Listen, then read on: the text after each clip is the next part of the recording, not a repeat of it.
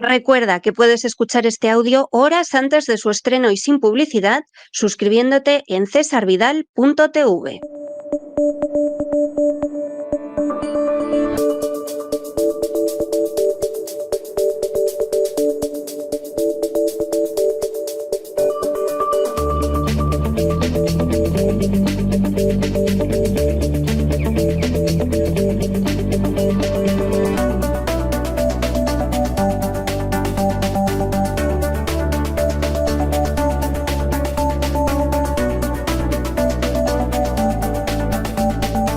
Despegamos con Lorenzo Ramírez.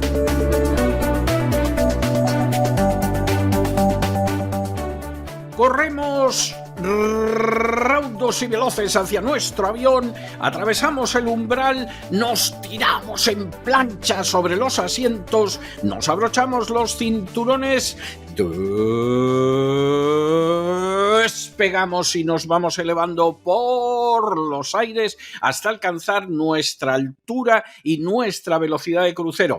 A mi lado, Don Lorenzo, por amor de Dios, guarde usted ese contador Geiger que lleva en la mano, porque lo va a ver alguien aquí y aquí va a cundir el pánico. O sea, yo ya sé que Zelensky ya ha hecho 6 maldades al empezar el día, como no podía ser menos en un personaje tan despreciable, pero hombre, no me asuste usted a la tripulación ni a los otros que van en el avión, que esto puede ser tremendo. Muy buenas noches, Don Lorenzo. Muy buenas noches, don César. A ver si no nos da ninguno de esos misiles a nosotros, porque ya cualquiera sabe. Porque bueno, últimamente... los de Zelensky no, pero como haya respuesta, alguno la Moncloa no le va a servir de protección. Precisamente por eso la Unión Europea ahora mismo está de perfil y no quieren respaldar para nada. Menuda se ha liado esta mañana. Bueno, esta madrugada, porque en las últimas horas... Muy buenas noches, don César, que ya ni saludo. En las últimas horas, no, en los últimos minutos, saltaba Teletipo en las agencias de noticias, recogiendo una información de la agencia TASS, la agencia rusa TASS, que sería, bueno, pues el equivalente, ¿no?, a lo que puede ser la agencia EFE en España o la agencia Associated Press en Estados Unidos, salvando las distancias, evidentemente, pero para que la gente un poco lo conozca, exponiendo que el Ministerio de Defensa de Rusia acaba de anunciar que las Fuerzas Armadas ucranianas, durante la pasada noche, han realizado ya un ataque con los misiles de largo alcance facilitados por Estados Unidos, que ya estaban allí, pero no tenían el permiso para utilizarlos. Estuvimos hablando ayer largo y tendido, tanto en el editorial como en el boletín, como en el Despegamos, de todo ello. Pocos días después, 2 días después de que el gobierno de Estados Unidos diese luz verde, ya se han lanzado a las 3:25 hora local al menos 6 misiles, 5 de los cuales fueron derribados por los sistemas de defensa antiaérea rusos. No dicen nada del sexto, con lo cual entendemos que el sexto, si no dio en el blanco, evidentemente en algún blanco dio. Afortunadamente, dice el Ministerio de Defensa ruso que el ataque no ha dejado daños personales, aunque restos de misiles, sobre todo de los desactivados o de los interceptados, sí cayeron en una instalación militar y han provocado un incendio. Todo esto según la versión oficial de Moscú, porque Ucrania no dice esta boca es mía, Estados Unidos, el Pentágono tampoco, y la Unión Europea, como digo, se pone de perfil en una mañana además en la que el propio Zelensky ha intervenido por medio videoconferencia ante el Parlamento Europeo. Estaba más loco, aún más loco de lo que muchos pensaban, don César, este amortizado Zelensky, que es como un perro en una jaula. Sí, es que ahora mismo es un perro rabioso, que ya se sabe lo que hay que hacer con un perro rabioso, porque a Zelensky es que no le importa nada. Nadie, o sea, no voy a decir Europa, Occidente y tal, porque eso le importa un comino. Pero Ucrania no le importa un pimiento jamás. Jamás, jamás. Así de claro. Menudo arranque de semana. Estamos a martes y ya parece que llevamos un montón de días, solo 2 días de semana, una semana en la que la administración Biden, los que gobiernan tras el muñeco que ocupa el despacho Oval, pues parecen lograr su objetivo de propiciar una escalada. Una escalada a la cual ha respondido Rusia con modificaciones en su doctrina nuclear. Claro, cuando se ha realizado el anuncio a primera hora de esta mañana de que Rusia modificaba esa doctrina nuclear, vamos ahora a explicarla y a resumirla para que todo el mundo lo entienda, ellos ya sabían que se había producido ese ataque. Con lo cual, todos aquellos que están esperando una respuesta, la respuesta es precisamente esa, modificar esa doctrina nuclear para dejar claro que no va a permitir que ataques a su territorio con estos misiles de largo alcance norteamericanos queden sin respuesta, que es una reforma que también pone la mirada en lo que será la nueva Ucrania tras el acuerdo de paz que está previsto que impulse Trump, siempre y cuando este amortizado Zelensky pues no nos meta en la Tercera Guerra Mundial con la colaboración de las élites de Washington. Las élites de Washington que no van a tener premio en la administración Trump. Es decir, aquí No, hay una guerra interna. Claro. Efectivamente, sí. Hay gente que no termina de entender esto, sobre todo a raíz de los 2 últimos programas que hemos hecho en cesarvidal.tv, en el Gran Reseteo, sobre la administración Trump. Y había gente que me escribía y me decía, pero bueno, entonces, ¿qué pasa? ¿Que no va a haber cambio? Hay cambio de cromos, pero hay algunas circunstancias, algunos elementos que no cambian. ¿Qué sucede? Que hay batallas dentro del propio Estado Profundo, dentro del propio Pentágono, dentro de la propia burocracia de la Casa Blanca, batallas importantes para ver quién puede sacar tajada y, sobre todo, del que sabe ya que se va a quedar fuera y que está desesperado por intentar forzar una escalada. Y luego, además, tenemos gente que es completamente diabólica, es decir, que ya no es que vayan a por dinero, no que busquen poder, sino simplemente quieren destrucción. Y esto hay gente que tampoco termina de entenderlo, don César. Hay un componente importante de maldad intrínseca. Hay gente que disfruta con la muerte de los demás y algunos incluso, lamentablemente, que se alimentan de ello, no solo en el plano económico, también en el espiritual. No solo en el plano económico. Sí, entonces, en este contexto, esta mañana, prácticamente cuando estábamos desayunando, noticia, también saltan agencias, Putin ratifica un decreto a primera hora de este martes con cambios en la doctrina nuclear de Moscú que amplía el tipo y el origen de las amenazas ante las cuales podría responder con armamento nuclear. Esto calla la boca de todos aquellos que llevan meses diciendo que Putin estaba amenazando con utilizar armas nucleares, cuando en realidad él primero tenía que modificar este decreto. Es decir, a partir de ahora sí que pueden plantear que puede haber un ataque nuclear. Pero hasta ahora la propia legislación rusa lo impedía. Claro, aquellos que no entienden que puedes estar más o menos de acuerdo con el gobierno ruso, puedes estar más o menos de acuerdo con la separación de poderes en Rusia o con la propia democracia rusa, o considerar que no existe en absoluto, pero hay un ordenamiento jurídico. Que luego Putin lo puede modificar, pero lo modifica. Es decir, no se pasa el Estado de Derecho por el arco del triunfo como hacemos otros países todos los días. Y esto al final lo que da es seguridad jurídica y también permite hacer unos análisis, bueno, pues teniendo en cuenta todos estos factores que están ahí, ¿no? Entonces, el decreto lo ha publicado el Kremlin a través del portal de documentos legales de autoridades de Rusia y tiene como objetivo, en el encabezado pone, mejorar la política de Estado en el campo de la disuasión nuclear y contempla su entrada en vigor desde la misma firma por parte de Putin. Esta doctrina nuclear renovada, vamos a denominarla así, ¿cuál es su principal novedad? Lo que plantea es que una agresión contra Rusia de cualquier país que forme parte de un bloque militar será considerada una agresión del bloque en su conjunto. Pero no hace falta pertenecer a ese bloque y para tener una respuesta nuclear tampoco hace falta que le ataquen a Rusia con armamento nuclear. Es decir, plantean, voy a citarlo textualmente, porque creo que antes de interpretar nada hay que saber lo que pone, ¿no? Dice, este tratado de naturaleza defensiva, destinado a mantener el potencial de las fuerzas nucleares en un nivel que asegure la disuasión nuclear y a garantizar la protección de la soberanía y la integridad territorial del Estado, disuadiendo a un potencial adversario de cometer una agresión. En caso de conflicto militar, que está ya sobre la mesa, esta orientación política, vuelvo a abrir comillas, tiene por objeto impedir la escalada de las hostilidades y ponerles fin en condiciones aceptables para la Federación de Rusia y sus aliados. Entre las condiciones que determinan, supongo que esto al final es lo que le interesa a la gente, la posibilidad de que Rusia utilice este armamento nuclear, hay 5 puntos principales. 1. Que se obtenga información fiable sobre el lanzamiento de misiles balísticos contra el territorio de la Federación Rusa o de sus aliados. Esto se acaba de producir en esta madrugada. Es decir, esta mañana, cuando estábamos viendo todas estas condiciones, no lo sabíamos. Ahora ya lo sabemos. El Kremlin no se ha pronunciado al respecto. Ha sucedido hace 15 minutos antes de que nos subiéramos en el avión. En segundo lugar, uso de armas nucleares u otros tipos de armas de destrucción masiva por parte de un enemigo contra el territorio de Rusia, evidentemente, tendría la respuesta nuclear. Aquí no hay una modificación notable.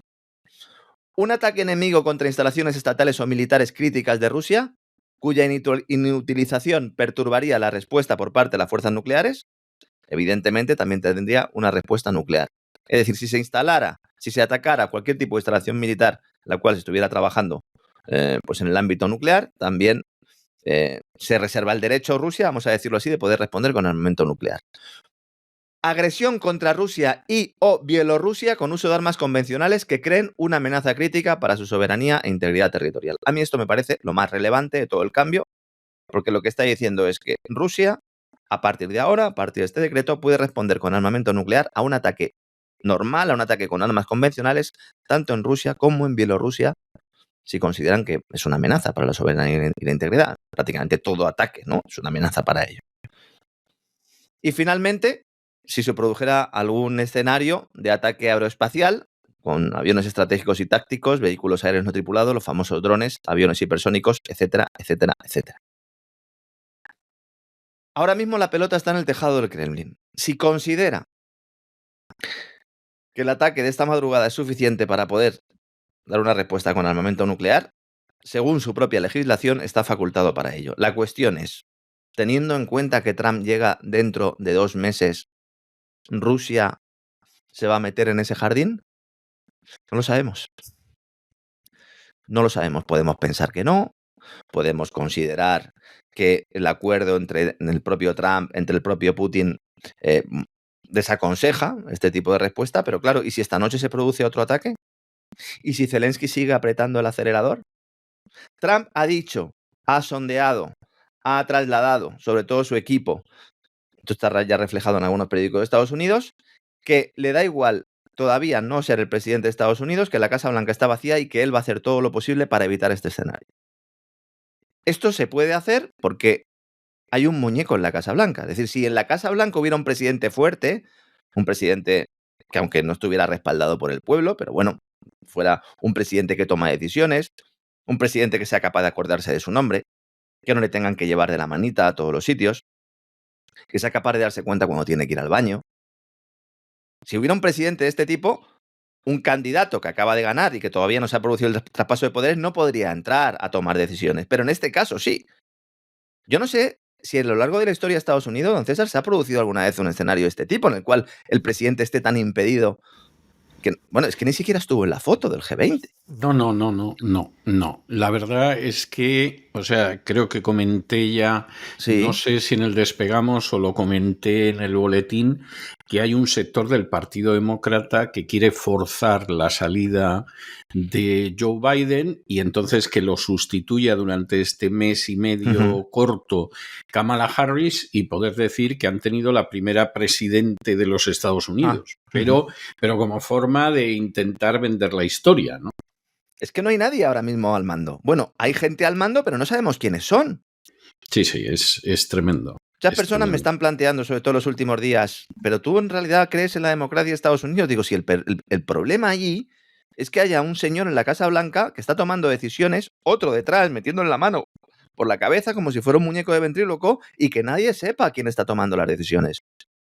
Porque ya no es que podamos hacer un análisis más o menos acertado nosotros, que eso al final, pues bueno, sí, nuestros oyentes y nuestros seguidores pues quieren tener nuestra opinión, quieren tener nuestra visión, pero aquí lo importante es, si no saben el resto de líderes mundiales quién está tomando las decisiones, ¿cómo puedes realizar política de Estado? ¿Cómo puedes llegar a acuerdos internacionales? ¿Cómo puedes evitar la Tercera Guerra Mundial? Bueno, pues Trump ha dicho que está en ello. En medio de todo este follón, por videoconferencia, Zelensky interviene en el Parlamento Europeo, porque llevan 2 días en Europa, ya los ministros exteriores y hoy en el Parlamento Europeo, que ninguno de ellos quiere respaldar este envío de misiles por parte de Estados Unidos o esta autorización para el uso de los mismos, para ser más rigurosos. El primero, Scholz, que no quiere escuchar hablar del tema ni de broma. Todos están huyendo, nadie quiere responder, porque es que, insisto, es que está Trump aquí dentro de 1 mes y medio, dentro de 2 meses. El 25 de enero, creo es, ¿no? Cuando ya tomaría posesión, después de todo el proceso, ¿no?, que estuvimos explicando aquí después de las elecciones. Entonces, interviene Zelensky y lo que dice es que hay que apretar, que hay que atacar a Rusia con todo para conseguir una paz justa en el año 2025. Pero vamos a ver, Volodymyr, la paz justa ya la están pactando en estos momentos tanto Putin como Trump. Ya está el programa planteado, ya está el borrador sobre la mesa, publicado en todos los medios de comunicación. La paz justa era la que tenías que haber firmado tú, Volodymyr, en marzo del año 2022. Cuando se negoció en Estambul aquel acuerdo, un acuerdo que mantenía todavía a los territorios del Donbass bajo la legislación, bajo el ordenamiento jurídico ucraniano. Es verdad que con una cierta independencia, pero seguirían siendo todavía parte de Ucrania. Y tú dijiste que no, porque te lo dijeron los ingleses. Y después de que los ingleses te dijeran que no, llegaron los franceses y los alemanes y te dijeron, pues efectivamente, di que no. Esa era la paz justa. La paz justa es que dejaras de matar civiles en el Donbass y a cambio el Donbass pues podría volver a tener una relación normal con Kiev después del golpe del Maidán. Eso es la paz justa. Si lo que se pretende ahora es violar una vez más el lenguaje, indicar que una paz justa implica apretar al contrario para que te ataque con armamento nuclear, pues a lo mejor alguno en Estados Unidos está contento porque esté esperando el Armagedón. Dicen, al final no va a ser Netanyahu, va a ser Zelensky, ¿no? No, con seguridad es así, pero da espanto. O sea, dicho Zelensky, verdaderamente espanto. Ha dicho Zelensky, cada día es el mejor momento, cada día, para presionar más a Rusia.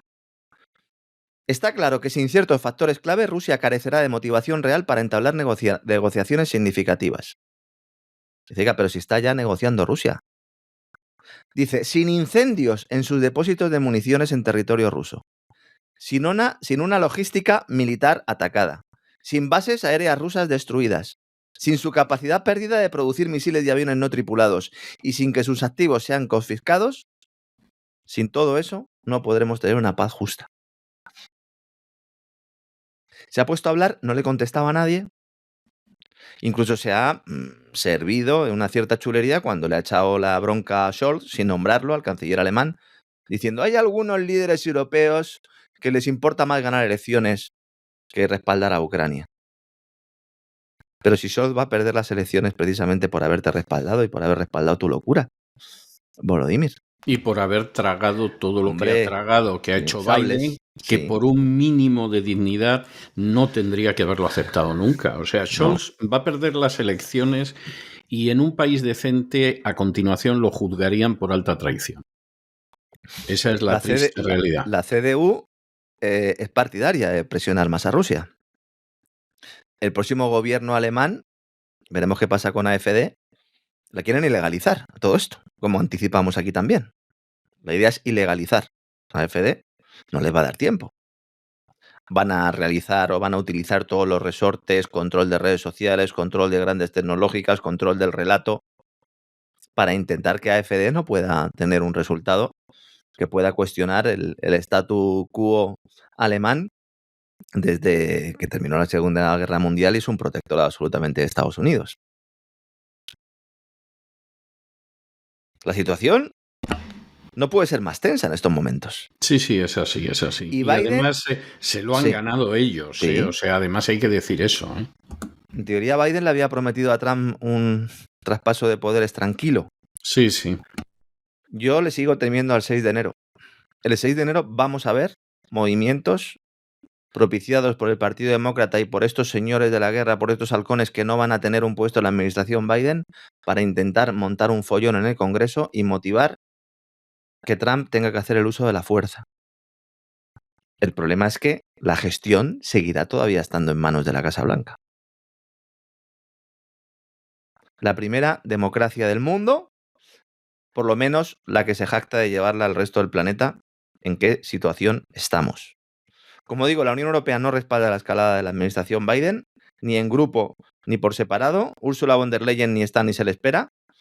Estonia, en medio de todo el fregado, se ofrece a Trump para mandar soldados a Ucrania en el día después. Recordemos que una de los puntos del borrador publicado por el Wall Street Journal sobre el plan de paz o el plan de alto el fuego ucraniano que va a intentar impulsar el equipo Trump indicaba que soldados de la OTAN pues iban a dejar las bases en Europa, no todos, pero que se iba a producir una reducción de los mismos y que además se abría la puerta a mandar soldados de países OTAN a Ucrania de manera oficial, ya están, pero de manera oficial, pero que no fueran norteamericanos. Pues los estonios se han puesto los primeros de la lista y el ministro de Exteriores de Estonia dice, sí, señores, si se envían militares a Ucrania, nosotros, como potencial garantía para el acuerdo de paz, nosotros estamos dispuestos a ser los primeros.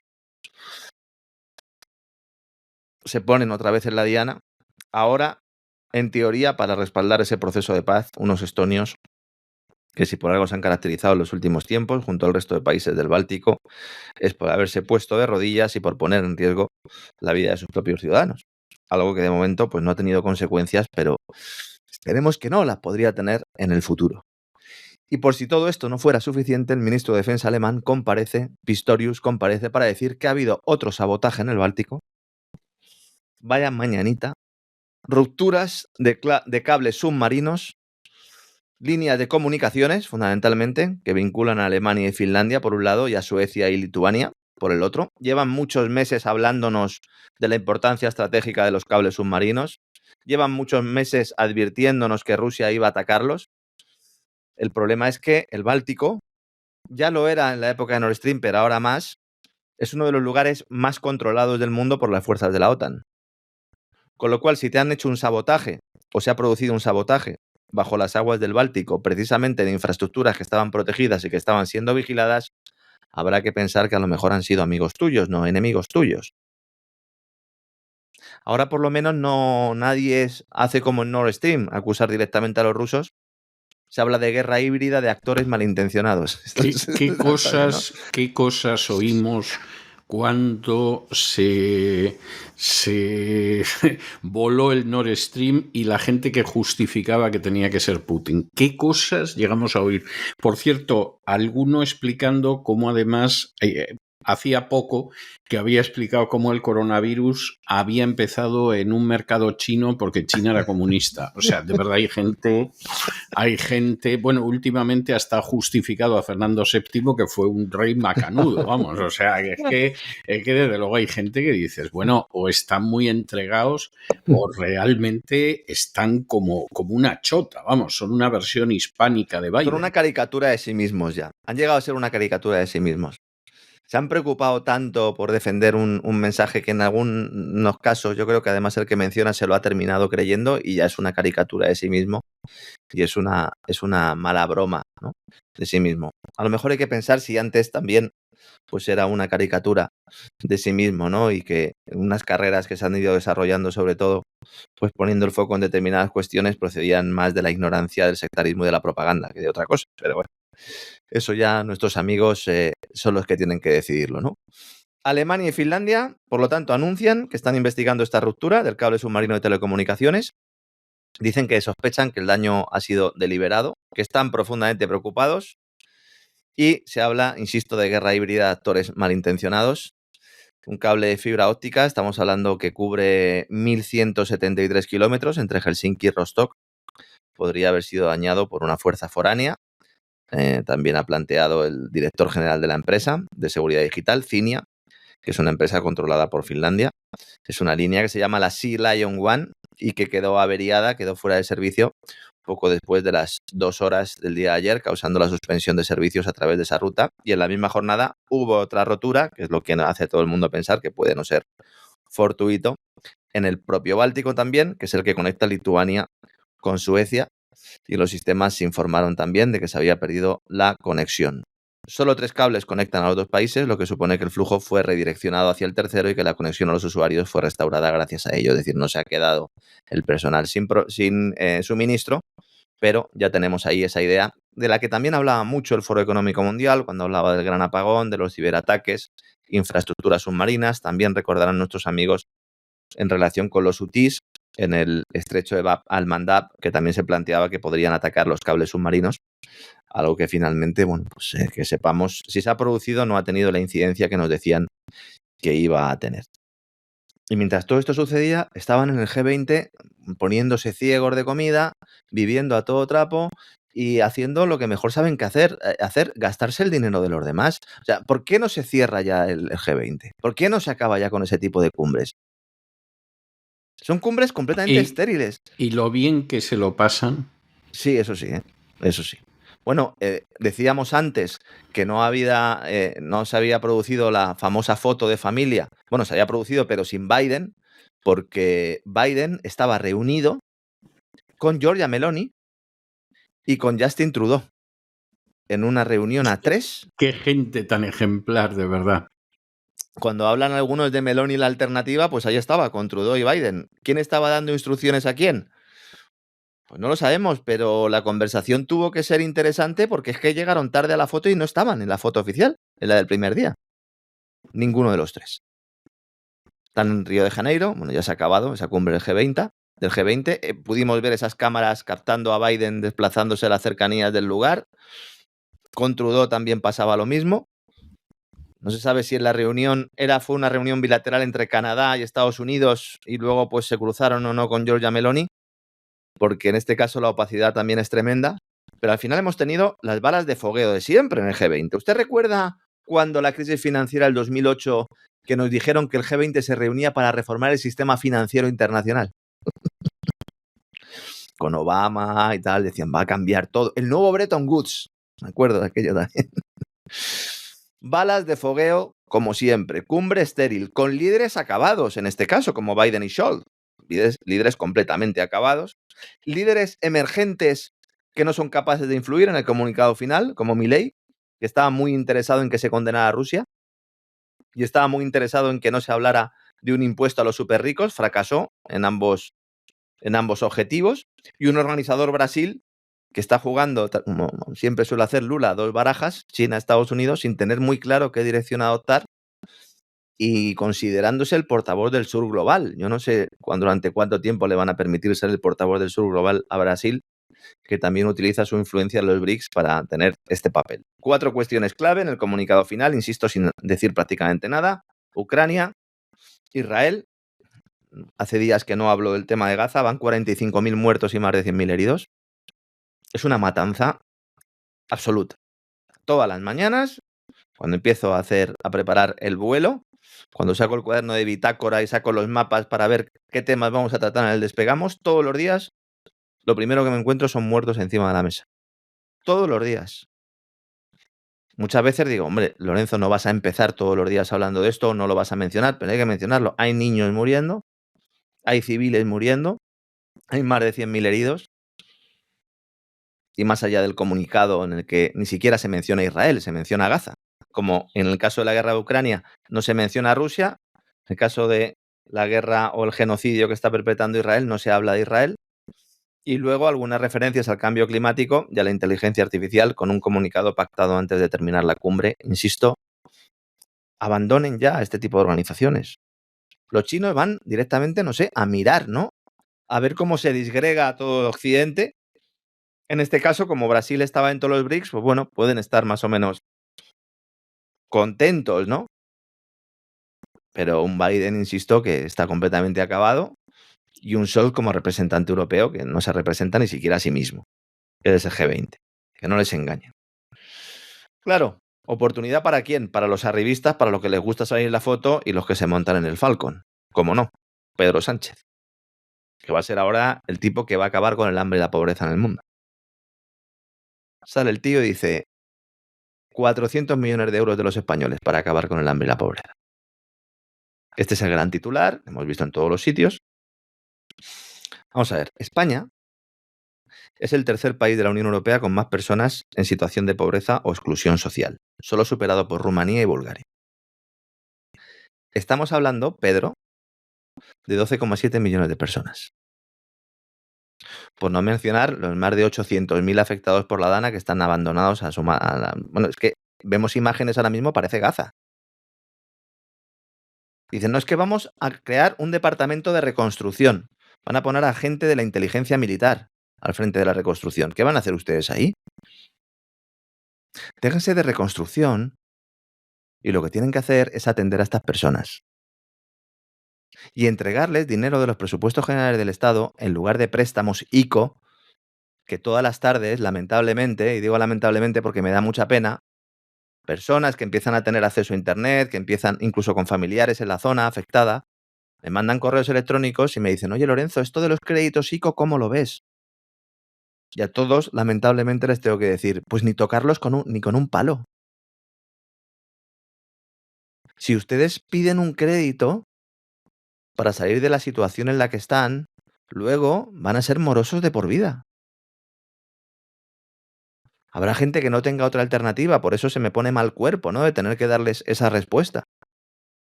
Pero ¿cómo se puede ser tan rastrero de poner la gran mayoría o la gran cantidad del volumen de ayudas económicas para una zona en catástrofe a través de créditos bancarios? Pero de verdad, es que es absolutamente impresentable, abyecto. Se me acaban los adjetivos. Y luego te vas con tu mujer, que tendría que estar testificando, imputada, que le dice al juez, no voy porque me han invitado al G20, te vas al G20 y prometes 400 millones de euros para acabar con el hambre y la pobreza. ¿Y el hambre y la pobreza de España qué pasa? ¿Que te dan igual? Claro, que tienes el titular. Esos van a votar igual y además le cada van a vez, votar a él. Es que y además le van a además le votar van a a él. votar a él Claro. y cada vez está más consagrado el modelo de que efectivamente lo que pasa en tu país te importa una higa porque tú solo vives para ti, para tu bolsillo y para tu promoción personal, y entonces te apuntas a todas estas tonterías porque puedes hacerte la foto. Entonces, lo que pasa en tu país, no es a ir a recoger fango a Valencia, ni se te pasa por la cabeza. Pero cualquier foto que haya del cambio climático, de los transgéneros, de los homosexuales, de las feministas, etcétera, cualquiera de estas pavadas, tú estás en todos. Y el primero. Y Oye, el que primero, vamos a con crear el donut Claro. de la Agenda 2030. Eso es. Dice, vamos a crear, dice Lula, la Alianza contra el Hambre y la Pobreza. Porque eso es lo que presentaron allí, ¿no? Dice, oiga, pero esto no... ¿Cuántas veces han presentado ustedes iniciativas de este tipo? No, esta es nueva. La Alianza contra el Hambre y la Pobreza. Y dice Sánchez, yo ahí el primero. El primero. ¿Cuánto hace falta? 400 millones, ahí los tenéis. Alguna gente pensará, bueno, pero realmente no tiene problemas fiscales España. España no tiene problemas fiscales. El dinero al Ministerio de Hacienda le sale por las orejas. Por las orejas. Los pusimos hace la pasada semana. 15.000 millones de euros extra solo. Ahora vamos a hablar un poquito de impuestos también, si nos da tiempo al final del programa, y si no, no se preocupen nuestros amigos que voy a hablar de esa reforma fiscal. Pero es que vienen los contenidos importantes. Señor Lula, señor Sánchez, señores del G20, con el hambre y la pobreza en el mundo no se acaba porque a ustedes no les interesa. De hecho, lo que se busca es no terminar con ella.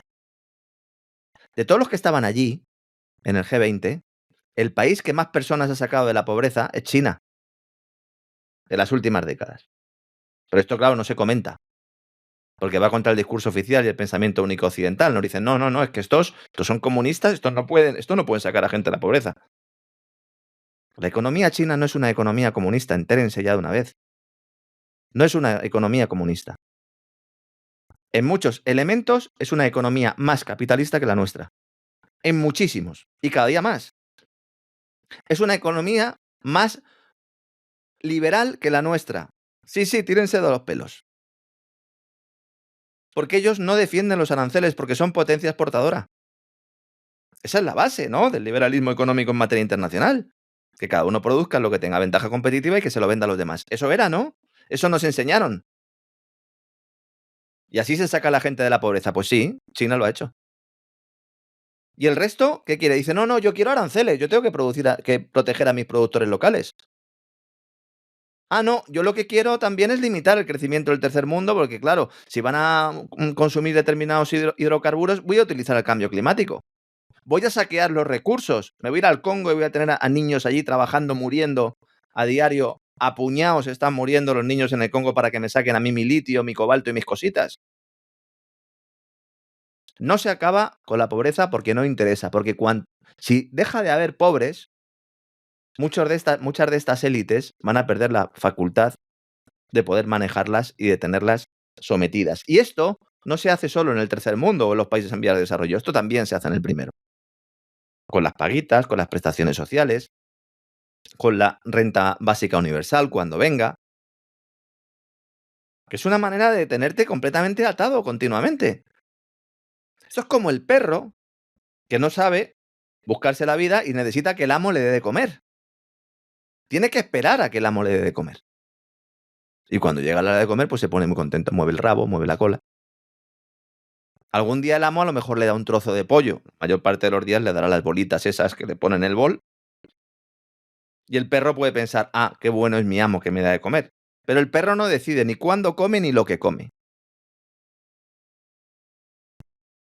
Si nos pusieran este ejemplo algunos, ¿verdad? Algunos políticos de la oposición a lo mejor también nos servían para entender lo que está pasando.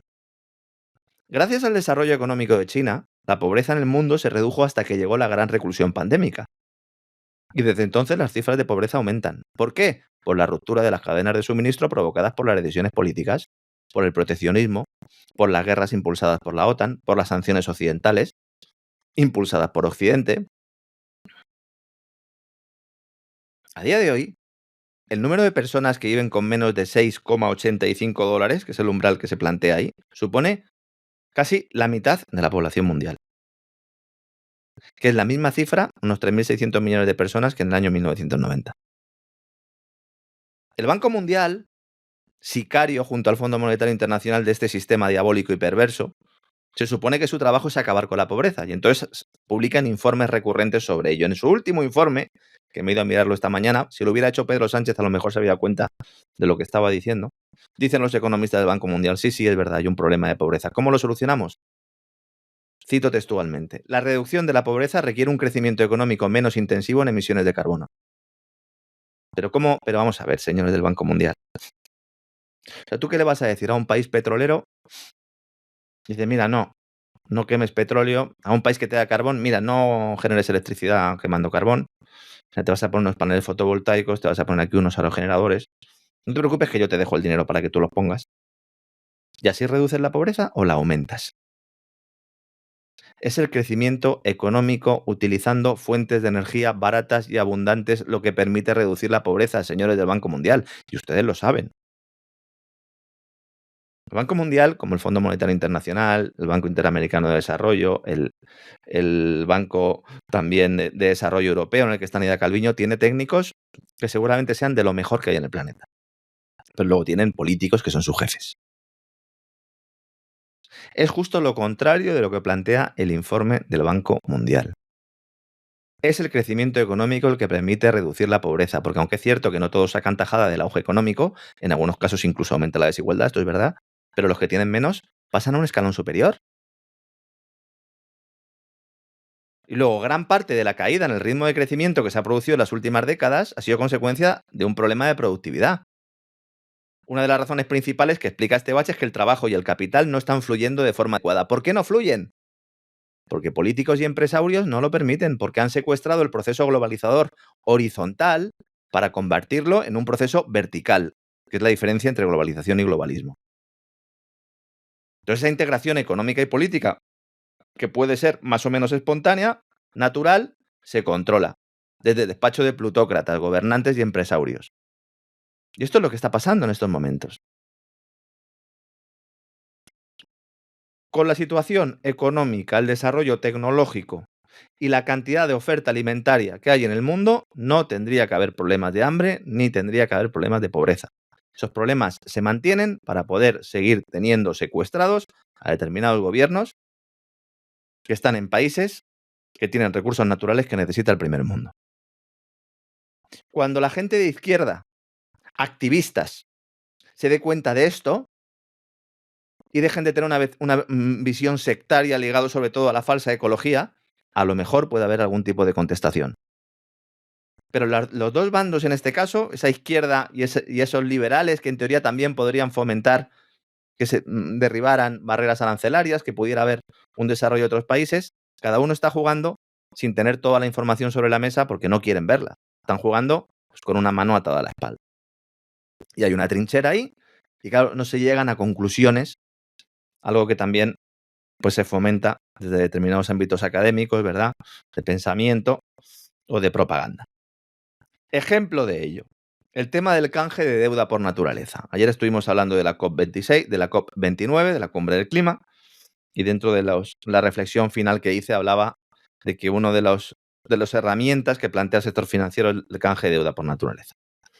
Junto con el lanzamiento de activos financieros ligados a recursos naturales. Hay mucha gente en Hispanoamérica que me está mandando, gente de Colombia, gente de Ecuador, gente de Perú, que me está en Costa Rica, que dicen, pues sí, esto que contaste el otro día lo está haciendo mi gobierno. Pues vigilen bien lo que está haciendo su gobierno porque están vendiendo y privatizando esa naturaleza. Luego está el canje de deuda por naturaleza. Esto se ha hecho en Ecuador y que es una privatización encubierta de las Islas Galápagos. Es lo que es. Al mismo tiempo que se ata financieramente al gobierno en cuestión. Porque ni siquiera es que Ecuador, el gobierno de Ecuador, venda a las Islas Galápagos y se quede sin deuda. No.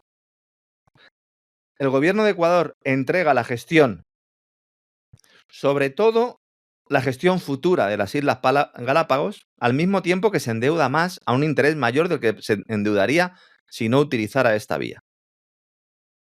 Porque lo que se hace es crear unos bonos, que se les llama bonos azules, aquello de las Islas Galápagos, el mar y estas cosas, que en realidad tienen una tasa de interés más alta que los bonos basura.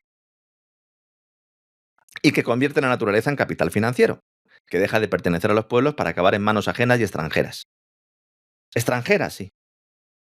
Se nos dijo, este proyecto es la punta de lanza de lo que va a suceder en otros sitios del planeta, garantizamos la sostenibilidad de los recursos naturales y además reducimos los problemas de deuda en países que han sido endeudados en serie, entre otros, por el Fondo Monetario Internacional.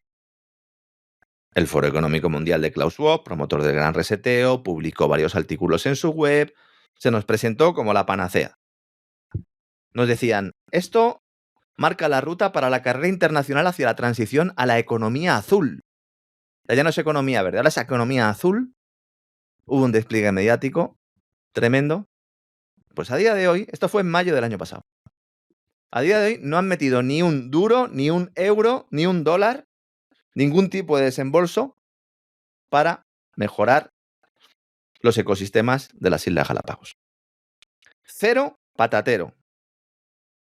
El Observatorio Ecuatoriano de Política Fiscal además dice que el nuevo préstamo otorgado a Ecuador a cambio de esta cesión tiene una tasa de interés más alta, insisto, que los llamados bonos basura. Estamos hablando aproximadamente de un interés del 9,8% de esa deuda. Y no hay evidencia ninguna de recursos adicionales movilizados o inversiones resultantes para la protección de esa biodiversidad. Eso es la realidad que no nos quieren contar para nada. ¿Va a pasar lo mismo con Argentina? Esa es la pregunta que a mí me gustaría hacerle a Milei. Muchas otras. ¿Pero va a pasar lo mismo con Argentina? ¿También usted va a promover este tipo de acuerdos de deuda por naturaleza?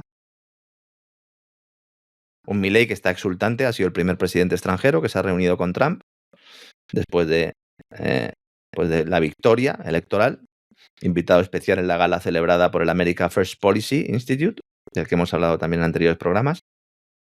Dicen, el programa de Trump y el de Milei es el mismo. Pues no, señores.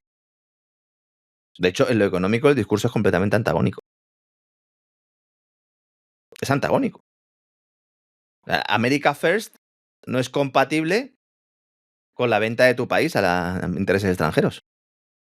Dice, no, es que es para recuperar la confianza y la credibilidad internacional. Sí, lo que quieras. Pero uno lo que plantea es, oiga, aquí tiene mi territorio, ¿cuánto me da por él? Y el otro lo que quiere es poner aranceles precisamente para proteger a su industria. Están en las antípodas. ¿Qué pasa? Pues que a Musk y a Milei pues les gusta mucho estar juntos. ¿Por qué? Pues porque Musk quiere el litio argentino. ¿Qué va a intentar Milei?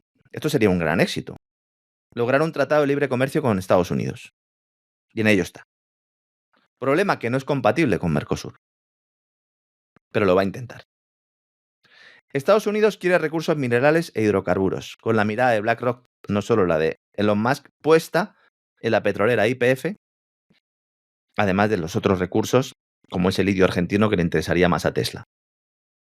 Tesla que está subiendo en las últimas horas en bolsa porque le van a aprobar una normativa, ya lo ha dicho el equipo de Trump, para beneficiar a la empresa. Yo lo del conflicto de intereses, que no se esté analizando más, de verdad es que me da bastante vergüenza ajena.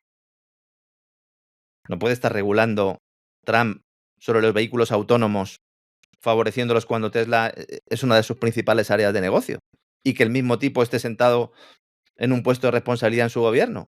Es verdad que es un organismo de nueva creación donde va a estar Musk auditando, pero evidentemente esto es absolutamente intolerable. Luego, el tema del dólar. El fortalecimiento del dólar que se está produciendo en estos últimos días, sobre todo después de las elecciones, no beneficia a Argentina, evidentemente, todo lo contrario. Sobre todo porque aunque Milei diga que está saneando el Banco Central, en realidad no lo está haciendo. O sea, el Banco Central argentino no se está saneando. Es más, está empleando el Banco Central, ese que prometió cerrar, para aliviar en parte los problemas de demanda privada que tiene la economía argentina. Lo contamos el otro día. Reduciendo tipos de interés, aprovechando la reducción de la velocidad de crecimiento de los precios. El consumo privado está cayendo. la capacidad que tenga Milei para doblegar la inflación y asegurar la reactivación de la economía en la segunda mitad del año va a ser decisiva. Mencionábamos también el otro día un informe de Oxford Economics, que además aparecía en el Wall Street Journal este informe en las últimas horas, indicando que hay problemas ahora en la relación entre el Fondo Monetario Internacional y Argentina. Dicen, no, es que claro, hay problemas, porque claro, el fondo apoya un tipo de cambio más flexible y este señor prometió que iba a introducir ese tipo de cambio, porque el peso está sobrevalorado. Está utilizando BlackRock y otros empresarios al Fondo Monetario Internacional para chantajear a Milei y lograr poder entrar en el capital de determinadas compañías a cambio del préstamo del Fondo Monetario. Pues lo veremos rápidamente. Sin un préstamo nuevo del Fondo Monetario, es decir, sin aumentar aún más su endeudamiento, Milei tendría que devaluar el peso al menos un 53% para poder levantar los controles de capital que se siguen manteniendo. El cepo sigue existiendo. Con lo cual, eso de ir sacando pecho por ahí con este escenario y con este panorama, claro, que si lo que mejor haces precisamente es eso, montar el espectáculo, sacar pecho y hacerte fotos con Trump diciendo Make Argentina Great Again, pues yo lo entiendo. Te pones la gorra y fenomenal.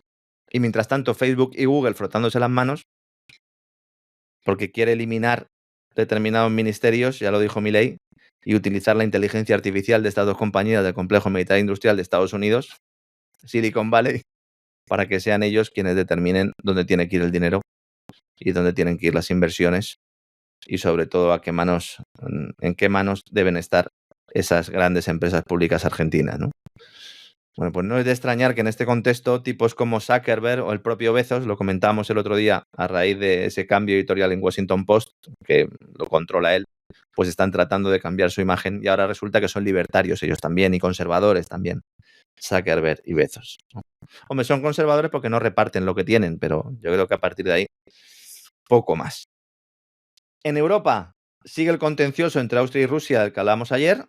Austria no recibe directamente el gas, pero le han dicho a los rusos que ellos no tienen ningún problema si se lo quieren comprar a algún intermediario. Va a ser un invierno más frío que el del pasado año, al menos la mayor parte de las predicciones meteorológicas para diciembre están mostrando temperaturas más frías. Es verdad que los 2 últimos años han sido, relativamente más tibios, sobre todo teniendo en cuenta que a ello se ha unido esa reducción de la demanda de gas por la caída de la industria europea. Veremos si se sigue produciendo esa caída de la industria europea, si se puede cubrir pues toda la necesidad, toda la demanda de gas que haya con la oferta disponible, pero evidentemente el mercado, los precios lo que están reflejando es que puede haber problemas de suministro. Los inventarios de gas se encuentran todavía por encima del 90% en el conjunto de Europa y Noruega, todo el mundo que estaba mirando a Noruega para que echara una mano si en algún momento dado pues los almacenes bajaban más de lo debido, pues resulta que no, porque Noruega está registrando suspensiones temporales en la producción en sus campos de Asgard y Oseberg, 2 de los principales del país. Estos eran los que decían que iban a garantizar el suministro. Pues ahí los tenemos.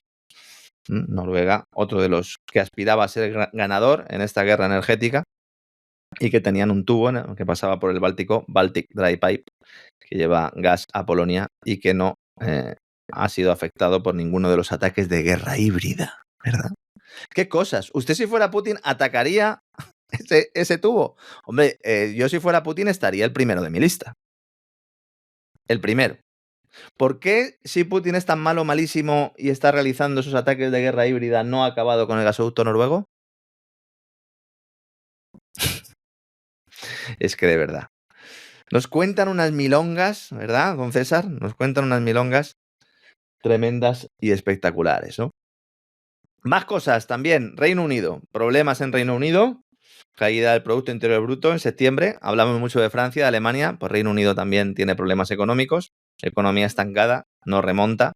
Y pueden tener problemas también energéticos. Lo comentaba Financial Times hace unos días. Reino Unido está pagando incluso más por el gas que la propia Unión Europea, ¿no? La diferencia de precios, además, se ha visto agravada por problemas estructurales en el sistema gasista de Reino Unido.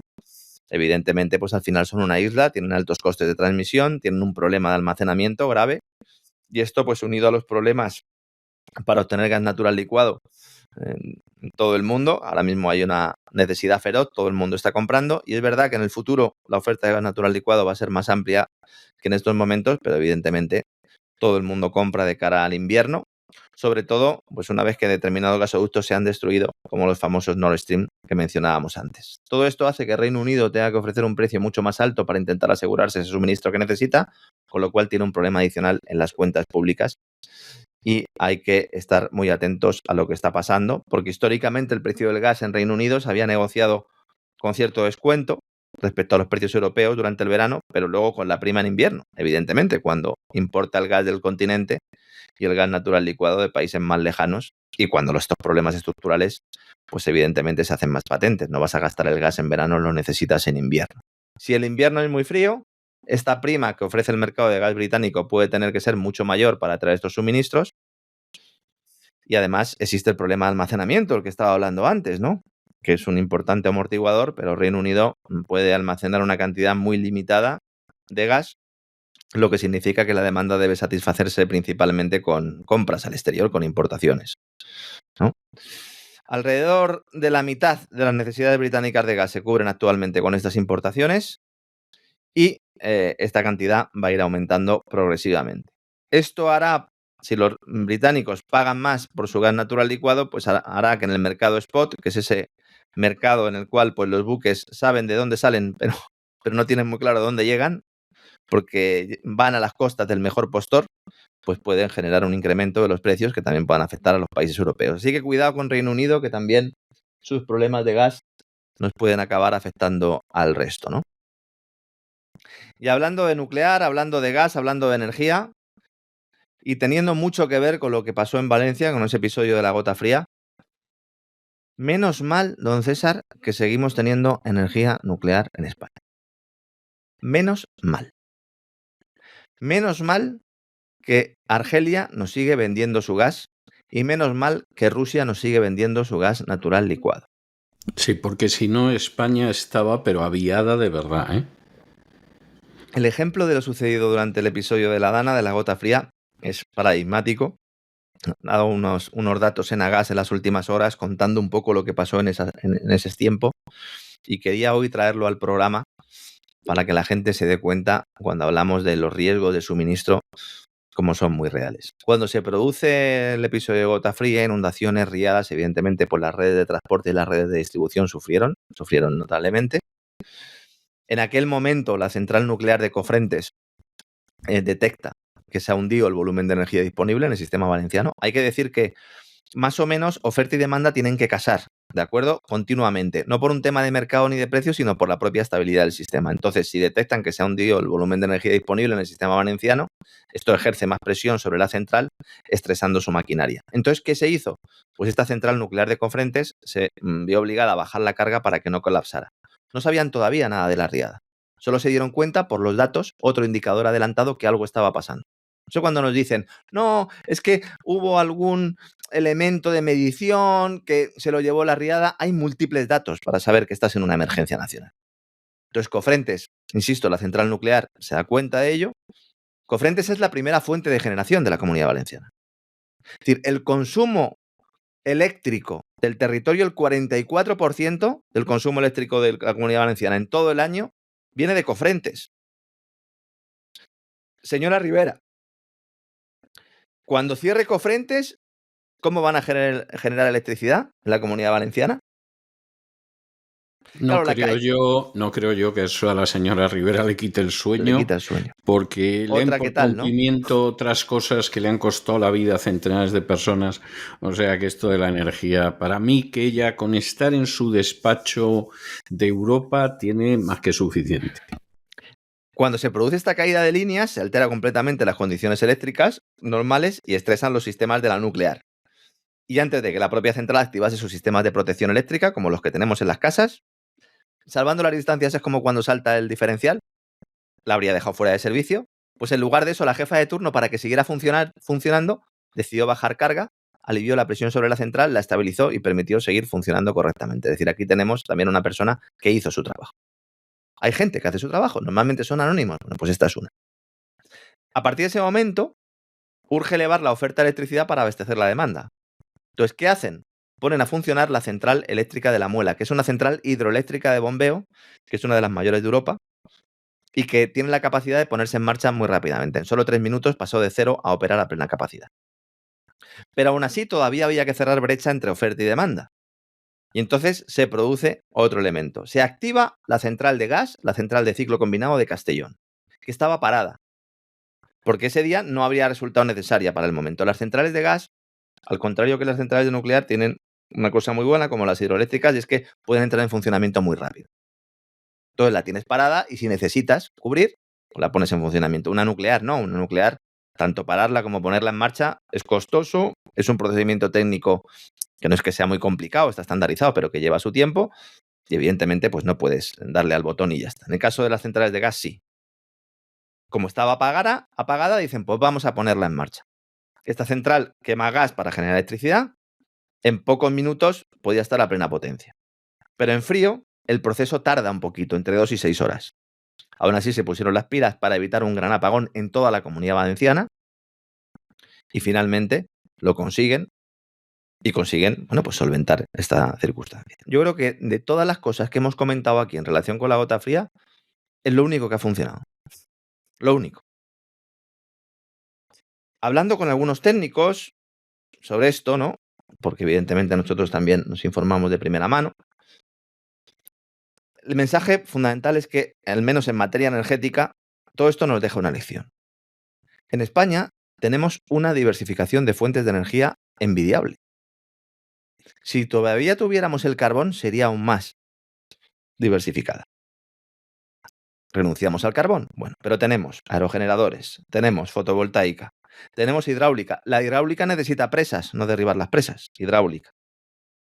Tenemos nuclear y tenemos gas. Recibimos el gas por Argelia por gasoducto, con lo cual nos tendríamos que llevar bien con ellos en lugar de darle codazos cada vez que nos lo manda el amigo americano. Tenemos una nuclear que quiere cerrar Teresa Rivera. Si tú no tienes una diversificación de fuentes correcta, te basas todo en centrales que dependen de si hay solo viento. Y cuando empiezan las oscilaciones en la red, ya no solo es que no puedas responder a determinada demanda, es que no puedes compensar las distintas oscilaciones en la red. Y no puedes reaccionar. Y si no puedes reaccionar, entonces hay apagón. Y si a una catástrofe natural o a un problema de que a lo mejor un determinado momento en verano, esas 2-3 semanas en las que hace calor, mucho calor y están muchos aparatos de aire acondicionado, si hay mucha demanda de electricidad que no se pueda cubrir y generas apagones, las catástrofes son aún mayores. Y aquí es donde hay que poner el foco. No fijarse tanto en si emite CO2 o no emite CO2, que también lo puedes tener en cuenta, o si contamina más o contamina menos, pero hay otros elementos que son más importantes. Energía abundante, barata y que garantice el suministro. Comentaba antes también el tema del cambalache fiscal. La está pasando canutas María Jesús Montero para poder sacar adelante los presupuestos. Ya solo le falta pactar con el diablo. A lo mejor lo ha hecho ya, en alguna etapa anterior. Al menos, bueno, desde luego que el que ha pactado con el diablo es su sastre. Eso es un tipo de dudas, ¿no? Porque la verdad es que ver a esta señora públicamente da bastante también vergüenza ajena. El grueso del paquete tributario que tenía preparado naufraga porque los nacionalistas catalanes y vascos se oponen a que se les suba impuestos a las energéticas y lo van a conseguir. Lo van a conseguir. Cuando están negociando los presupuestos el PNV y Junts fundamentalmente y se sientan con María Jesús Montero, hay gente, nacionalistas catalanes y vascos, ciudadanos, que piensan, bueno, estos van a intentar conseguir que tengamos una mayor potencia económica, una mayor potencia fiscal. No, señores. La cúpula de los partidos nacionalistas catalanes y vascos lo que quieren es salvar a los empresarios catalanes y vascos. Quieren salvar a Repsol. Quieren salvar a Iberdrola. Quieren salvar a Naturgy de la voracidad fiscal. Aunque luego, por otro lado, reciben dinero del Banco Central Europeo. Y al final, lo único que queda claro es que lo que se va a subir es el impuesto sobre la renta a las familias. El impuesto, el IRPF, sobre todo en materia de ahorro. Esos famosos impuestos a las energéticas y a la banca, se me ha olvidado hablar de CaixaBank, que es otro de los implicados, BBVA, etcétera, etcétera. Esos impuestos cacareados, a partir del año que viene no van a estar en vigor. ¿Cuál es la única buena noticia de que el gobierno no pueda sacar adelante su acuerdo? Pues que también se queda en el aire la subida proyectada para el diésel, la imposición de un IVA al 21% para las viviendas de uso turístico, el incremento de la fiscalidad de los seguros sanitarios privados, aunque, como ya nos conocemos el percal desde hace mucho tiempo, seguramente María Jesús Montero lo intente aprobar por Real Decreto, por la puerta de atrás, o metiendo cualquier tipo de disposición adicional a cualquier normativa que no tenga nada que ver con la materia fiscal, como se ha hecho ya en otros tiempos. No obstante, el mayor robo, aparte de las inspecciones que se hacen fraudulentas y basadas en la ilegalidad, ayer comentaba don César que había recibido pues otro comunicado, ¿no?, de que había ganado otra vez a la agencia tributaria en los tribunales. Hay muchas personas, como don César Vidal, Más de 30 van, ¿eh? Más de Sí. 30 veces, más de 30 resoluciones y las que quedan. ¿eh? Esto no va a aparecer en los medios Esto de no aparece, comunicación. esto no aparece en los medios de comunicación. Como no ha aparecido en los medios de comunicación cuando en verano el Departamento de Justicia de Estados Unidos le propinó un bofetón mayúsculo a la Audiencia de Madrid diciendo que no tenía la menor base legal para intentar procesar. Y después de que, en fin, la Audiencia de Madrid seguía de manera ilegal y prevaricadora insistiendo en mi procesamiento, pues el Departamento de Justicia de Estados Unidos le tuvo que decir que no había base legal y añadir una coletilla que debió de sonar el bofetón hasta en la Antártida, porque decía, y si alguna vez nos solicitan ustedes algo que sea legal, nosotros muy gustosamente colaboraremos con la Administración de Justicia española. Claro, esto no ha salido en ningún medio de comunicación. En el caso de otras personas, medicamentos, personas famosas en sus determinados ámbitos, sí que aparecen en medios de comunicación. En el caso de don César no, y por eso además lo quería volver a mencionar. Pero más allá del paquete tributario, salga adelante de María Jesús Montero, más allá de esa persecución ilegal y absolutamente abyecta también contra determinadas personas que no casan o que no defienden el discurso oficial, tenemos un gran impuesto silencioso que va ligado además al de la inflación. Más allá de la batería de alzas impositivas y nuevos tributos, el gobierno va a conseguir 16.000 millones de euros extra en los próximos años por no actualizar el impuesto sobre la renta con la evolución de los precios y de los salarios, es decir, por no deflactar el IRPF, que es una subida de la presión tributaria encubierta que se produce cuando estos tramos del impuesto sobre la renta no se actualizan con la evolución de los precios o los salarios. Es decir, si yo tengo una tabla del impuesto sobre la renta a partir del cual paso a pagar un porcentaje mayor y no se actualiza y van subiendo los precios y van subiendo los salarios, llega un momento en el que tú pasas de tramo aunque no te suban el poder adquisitivo. Entonces, como consecuencia, un trabajador puede ver incrementado su salario lo suficiente como para saltar de tramo de IRPF y pagar más impuestos, pese a seguir perdiendo ese poder adquisitivo. Esto, en un entorno en el que no hay mucha inflación, no es muy relevante. Pero claro, los últimos años donde ha habido fenómeno inflacionario importante, pues genera un elemento más de distorsión del sistema fiscal que ninguna hacienda quiere tocar porque, evidentemente, le permite recaudar más. Entonces, si tenemos un IPC, un índice de precios al consumo que ha escalado a las mayores tasas de los últimos 40 años, pues tenemos unos ingresos adicionales denominado a progresividad en frío, que ni es progresivo ni es frío porque entra calentito y que explica más de la mitad del aumento extraordinario de la recaudación. Es de sinvergüenza repetir continuamente que se suben impuestos a los ricos. Es de tener la cara de amianto el ir al G20 y defender un impuesto a los superricos cuando lo que estás haciendo es subir los impuestos a todo hijo de vecino. A todo hijo de vecino. A los parados les van a subir el IRPF ahora. A los parados. Diga, pero ¿dónde va a parar usted? Y no será porque no recaudan impuestos, porque están en récord. Lo que pasa es que como también están en récord de robo y de saqueo, pues evidentemente esto es que al final el ladrón y el codicioso son como aquellos que pretenden calmarse la sed bebiendo agua de mar. Cuanta más agua beben, más sed tienen. Y estos, cuanto más roban y expolian y saquean el fruto de su trabajo a los que viven en España, más quieren robar más, saquear más y expoliar más.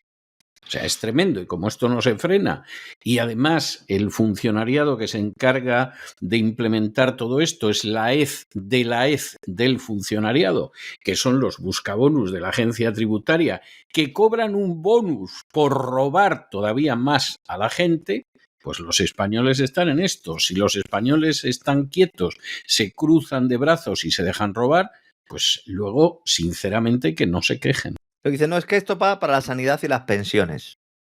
Menuda que se va a liar en sanidad con lo del fin del sistema del seguro de los funcionarios de Muface. Bueno, eso va a ser el apocalipsis, porque claro, hay gente que dice, bueno, no hay tanto funcionario, no sé qué. Oiga, ¿qué son los funcionarios y familia? 1,5 millones de empleados públicos, funcionarios, más familiares. Son las cifras que están manejando. Estamos hablando con facilidad de más de 2 millones de personas. Sí. La sanidad pública en España ya es un montón de guano hace muchísimo tiempo. No solo porque sí, te paga el cambio de sexo, pero no tienes tratamiento para más de una docena de cánceres, no tienes tratamiento para las enfermedades raras, no tienes tratamiento psiquiátrico que vaya más allá de que te empastillen, no hay nada más allá, y no tienes tratamiento para algo tan necesario, por lo que pasamos todos varias veces a lo largo de nuestra vida, como es el dentista. Esa sanidad es caca de la vaca. El servicio luego además cada vez es peor porque te dan unas citas que bueno, ya te has muerto para cuando te quieran hacer la prueba. O sea, pueden contar lo que quieran, aunque yo creo que después de lo del coronavirus, eso de que era la mejor sanidad del mundo, ya en España no se lo cree nadie. El problema es que luego te vas a las aseguradoras privadas, al menos en España, y el sistema también deja mucho que desear, porque hombre, claro, al final esto es una ola. Claro, porque, ¿qué sucede? Porque es tan mala la sanidad pública que la sanidad privada se puede permitir ser deficiente, pero eso sí te atiende antes, con lo cual, claro, es que lo que tienen para competir es absolutamente vergonzoso. Bueno, de hecho, luego incluya usted, permítame que concluya brevemente, incluya usted los millones de inmigrantes que han llegado a España, de los cuales hay muchos que no aportan absolutamente nada, pero que sacan mucho de esa sanidad. Yo le pido a cualquiera que vaya a cualquier hora del día a una clínica, a un hospital, un ambulatorio en España y me diga si no hay una clara presencia de gente que no es española y que en muchísimos casos no pone un euro para sostener esa sanidad. Y como eso ya es poco caótico, ahora encima te llegan 2 millones como mínimo de gente que son funcionarios o familiares, que bueno, ya lo de la sanidad va a ser el caos. El caos. El caos absoluto. Y además nos dicen, no, es que había gente, había empleados públicos, había funcionarios que estaban pasándose del sistema de Muface a la Seguridad Social. Esto, para el que no lo sepa, el funcionario elige o Seguridad Social o el sistema de Muface, que es pues con la aseguradora que toque, con la aseguradora que preste el servicio, ¿no? Las 3 aseguradoras que están prestando el servicio son DKV, Asisa y Adeslas. Entonces, muchos de ellos, algunos, progresivamente en los últimos años, han ido dejando el sistema porque el gobierno quiere matar Muface. Pero quiere culpar a otros, quiere culpar a las propias aseguradoras. Y las aseguradoras están viendo que cada vez les pagan menos por ese servicio y ya han decidido dejar la subasta desierta, que es lo que contamos en la pasada semana. ¿Qué sucede aquí? Que tenemos al Ministerio de Función Pública, es decir, el responsable de los funcionarios, que no quiere que le monten una huelga general, intentando solucionar el tema, va a ultimar una nueva propuesta y antes de este viernes se va a conocer una nueva oferta para poder renovar Muface. Pero, sin embargo, el Ministerio de Sanidad, que no tiene potestad en la renovación de Muface, pero sí en la transición de los funcionarios hacia el sistema público, ayer dio a conocer un informe en el que da por sentado que se va a producir una prórroga de 9 meses, como establece la ley, sin que haya una aceptación de la oferta y que a partir de ahí se acabó Muface. Que son más de 2 millones de personas, por estos cálculos que estamos haciendo aquí poco aproximados, pasarán automáticamente a la Seguridad Social. ¿Y quién va a gestionar eso? Las consejerías de sanidad de las comunidades autónomas. No va a ser el Ministerio de Sanidad.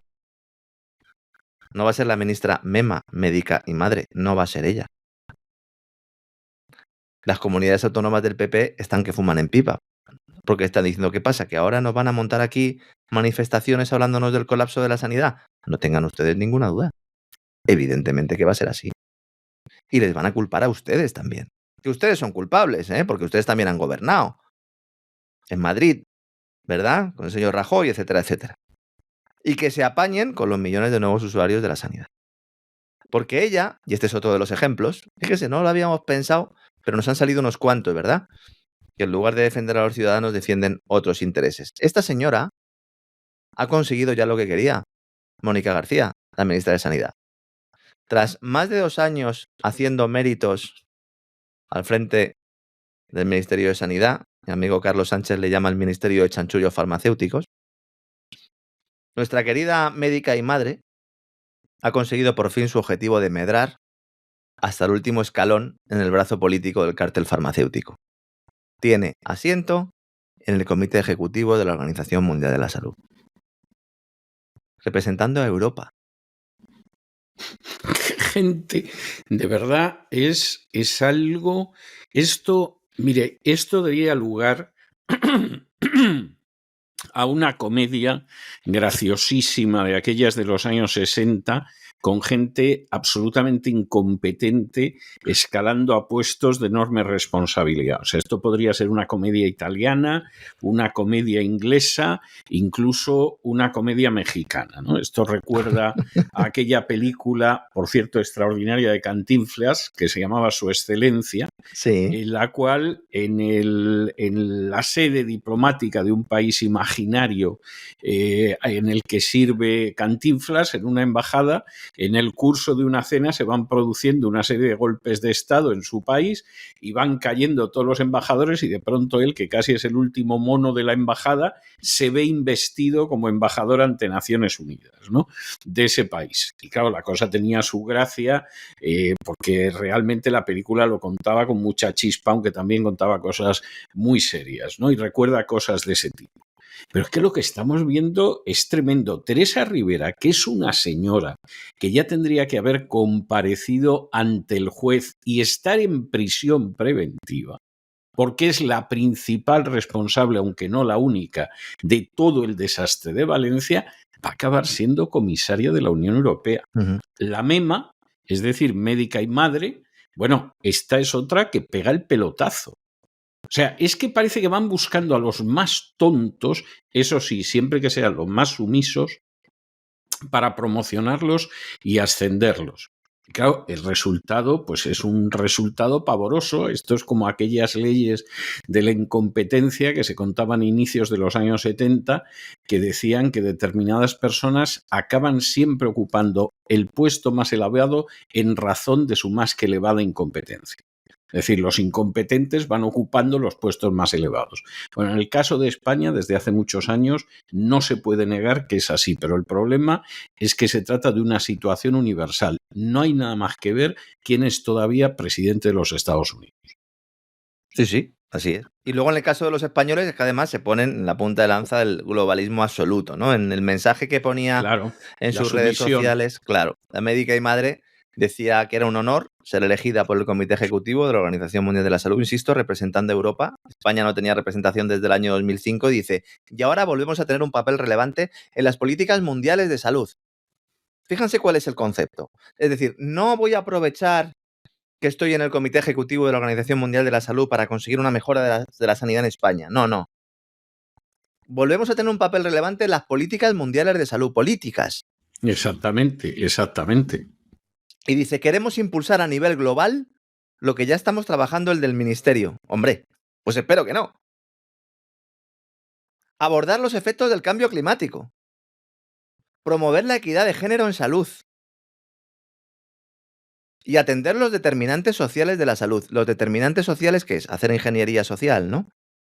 Con Evidentemente. La salud. Claro. Pero bueno, vamos a ver, es que ya cuando se habla de política de género en la sanidad, pero vamos a ver, ¿eso qué significa? ¿Que van a atender antes a las mujeres que a los hombres? ¿Eso significa que si hay que decidir que uno se muera, el que se muere es el varón? A ver, explíqueme usted eso. O sea, es que es algo tremendo. Es que yo no he conocido jamás una discriminación por razón de sexo en la sanidad española hasta que ha llegado esta chusma de globalistas. Claro que no. Es decir, es que jamás lo he visto. Hombre, había una discriminación en el sentido de que solo las señoras daban a luz. Eso hay que dejarlo claro. Claro, claro. Pero más allá de eso, nada. Y operaban de próstata solo a los varones. Sí. Ahora pero ya no. Fuera de eso, ahora ya no, ¿no? Porque ahora puede llegar una señora que dice que se llama Vanessa Jiménez Gómez y que siendo una mujer la operen de cáncer de próstata. Y a ver a quién se le ocurre decir que con la próstata como la tiene no es una mujer. Discriminación. Te llevas un globo inflamado, ¿no? Y que metan el dedito por el globo y ya está, ¿no? Yo creo que eso sería lo más adecuado. Y salta Yolanda Díaz cuando pone el tuit, la ministra de Sanidad, y dice, ¡enhorabuena! Es un orgullo tener la mejor representación para defender la sanidad pública a nivel global. Hombre, ¿qué van a decir? Global. Claro. La Vanguardia, y con esto vamos a terminar ya y hablando de salud, bueno, de salud mental, yo creo que hay que hablar. La Vanguardia, que el periódico catalán que se ha hecho famoso en determinados ámbitos o que ha saltado a las portadas, siendo noticia por su abandono de la red social X, la de Elon Musk, diciendo que se ha convertido en una red de desinformación y que ellos en ningún momento pueden estar en una red donde haya... Eso lo dice la Vanguardia. La Vanguardia. O sea, la Vanguardia que tiene una historia claro. que es impresionante, porque la Vanguardia estuvo abierta hasta en la época de control del Frente Popular durante la Guerra Civil Española y seguían siendo la Vanguardia. Entonces era la Vanguardia Obrera. Luego, cuando entró Franco en Barcelona, por cierto, aclamándolo como locos los barceloneses, cosa que no se quiere recordar. La Vanguardia también. Pero que fue, la Vanguardia se convirtió en la Vanguardia Española, claro, no podía ser menos, fue franquista, pero vamos, hasta la médula, hasta que murió Franco, y cuando llegó la transición se convirtió en nacionalista catalana. O sea, la Vanguardia ha sido siempre con el alcayata, que era el mal nombre que le daban al conde de Godó, por eso de que el hombre andaba inclinado, tenía muy mal las cervicales y entonces le llamaban el alcayata. Cosa de la que yo me enteré porque me lo contó Alfonso Usía, no lo sabía, pero efectivamente pues le llamaban el alcayata porque iba así inclinado como las alcayatas, ¿no? Y ha sido lo que andaba por ahí. Entonces, claro, ahora tiene que ser globalista. Claro. Como las pavadas que dice la Vanguardia, como las que dice la ABC o El País o El Mundo, La Razón, etcétera, no se sostienen. Pero en las redes sociales no puedes callar a la gente porque efectivamente dicen lo que quieran, claro, con razón o sin ella, pero no las puedes callar, por lo menos todo lo que tú quisieras. Entonces, como no tienen media bofetada las consignas falsas y criminales que tú difundes, pues resulta que te retiras.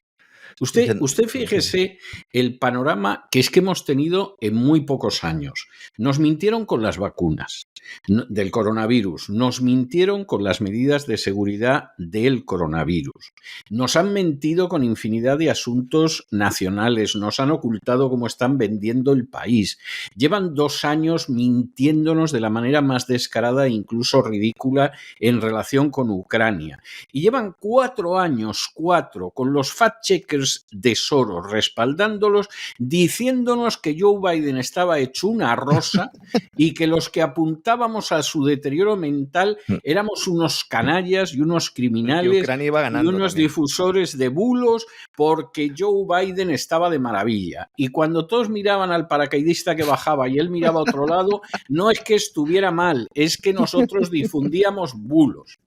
En un momento determinado, Biden se enfrenta con Donald Trump. Y aunque debía de llevar en el cuerpo lo que no está en los escritos, quedó clarísimo que era un hombre que tenía sus facultades mentales disminuidas. Alguno de estos medios, alguno de los fact-checkers que dependen de George Soros, ¿alguno ha dicho nos equivocamos? No, padre, siguen mintiendo como bellacos y soltando un relato falso y criminal para daño de la inmensa mayoría de la población de este planeta.